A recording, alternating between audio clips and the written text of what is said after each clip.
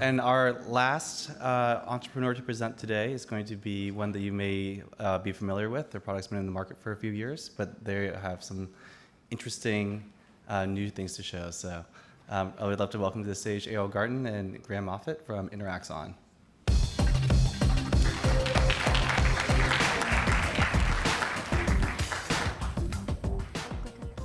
Is there a clicker?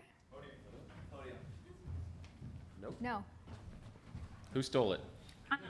Okay, while Anna brings it back, I actually want to take this moment to highlight the fact that we all work incredibly well together. So all of the entrepreneurs that you've seen over the last few minutes, we know each other, we're friends, we care about each other and support one another's businesses. So I think that's an incredibly important aspect of the community that we're building here, that we can all build pieces of the pipeline that can work together and elevate one another. So on that note, hello, I'm Ariel Garten. I'm one of the founders of Muse. And this is Muse. It is a clinical grade EEG. It is 2 sensors, frontal, FP1 and FP2, and 2 temporal, T9 and T10. Tracks your brain and sends it to your smartphone or tablet. And people use this device regularly. They put an EEG on their head to help them meditate. Now, everybody knows that meditation is good for you, but meditation is hard to do.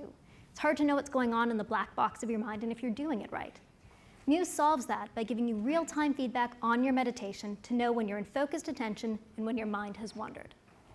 When your mind is wandering, you literally hear it as stormy, and as you come to clear, focused attention, you quiet the storm. This has made Muse possibly the most widely used EEG in history.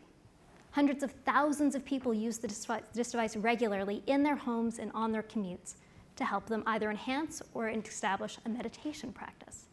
Thousands of clinicians recommend it, and hundreds of research institutions, including MIT, use it both as a meditation tool and as a clinical grade EEG in their research. So one of the things that happens when you build an EEG and sell it for $250 is people ask you, does this thing even work at all? And we are very glad to have some great collaborators and independent researchers who compare Muse to laboratory systems, high-density EEG systems. So what you see here is something called a reward positivity as measured by a 32-channel Actichamp and compared to reward positivity as measured by Muse. And the punchline is that the setup time in Muse is about 1/10 of that of a high-density system, and the cost is probably 1/100th. So this has inspired us to go out and do a bunch of experimentation. The setup time especially really allows you to increase your throughput in experimentation. So one of the things that we did, you heard a little bit about brainwaves over the course of the last 2 days. Some of these different characteristic oscillations are relatively easily manipulable in voluntary sense by some people, and some people can do it better than others. And you can teach this through feedback, it turns out. So we ran, because we're masochists, we ran 500 people through an experiment in 12 hours and punished ourselves in the process of doing it more than we did to the subjects. And what we learned was that just by looking at about 1 or 2 minutes of resting state EEG, you can predict whether or not someone is going to learn quickly or not at all, or very slowly, how to push around something like an alpha oscillation.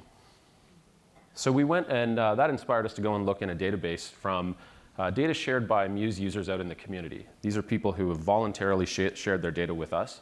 About 2/3 of people opt into a positive consent process and share data with us and with researchers we collaborate with. So one of the things that's been known about alpha oscillations for some number of years is that they tend to slow with age. So you might have like a 12 hertz oscillation at 20 years old and an 8 or 9 hertz oscillation around 80 years old. And when we looked at 6,000 or so people in the database over multiple days per person, what we found was a level of granularity in how this cortical slowing happens over the life course that hadn't really been seen before. So we can see this nice linear slowing, and then the sample size gets a little smaller at the extremes and blows up. But brainwaves are not just oscillations. There are non-oscillatory characteristics as well. So you see the oscillations pop out of what people have called the background. You see other things, all kinds of ongoing processes are reflected in EEG. And one of those things that's always there is something called the 1/f characteristic. So when you look at the Fourier transform of an EEG, you get this sort of slope that oscillations pop out of in the background. We can assign a single number to that, and then we can look at it alongside age, or as a variable that changes with age.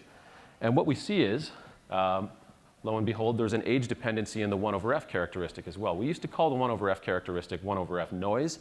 Now we don't think it's noise anymore.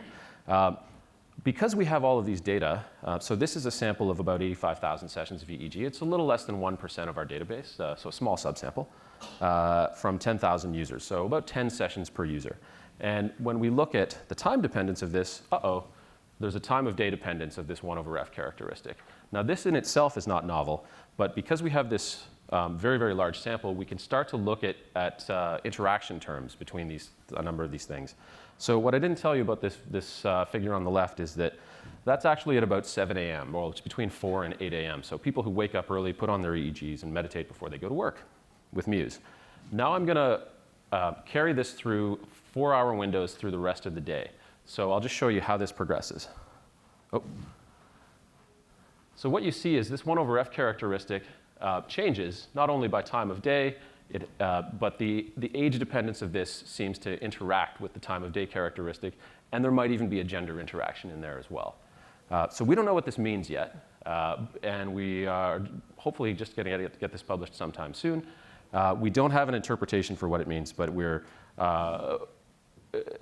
really hopeful that these kinds of insights that pop out of very large sample sizes will allow us to discover new things in EEG. So neurotech will soon become pervasive like Muse. Muse will continue to grow. There will be others that come along like OpenBCI, neuroelectrics. There will be all kinds of interesting new things that pop up. For example, before the end of this year, there will be a new Muse that people will be able to wear while they sleep. So this increases by about 2 orders of magnitude the amount of data we'll get from individual users. That creates some pretty significant opportunities. We certainly don't have enough bandwidth internally to deal with all of these data, which is why we need like collaborators. But we're not alone. So just in Toronto, there are companies like us. So Ad Hoc does eye tracking, camera-free eye tracking based on MEMS scanners, very, very high frequency, high fidelity eye tracking. There will be, probably before the end of next year, there will be a single channel FNIRS system that will cost probably less than $100.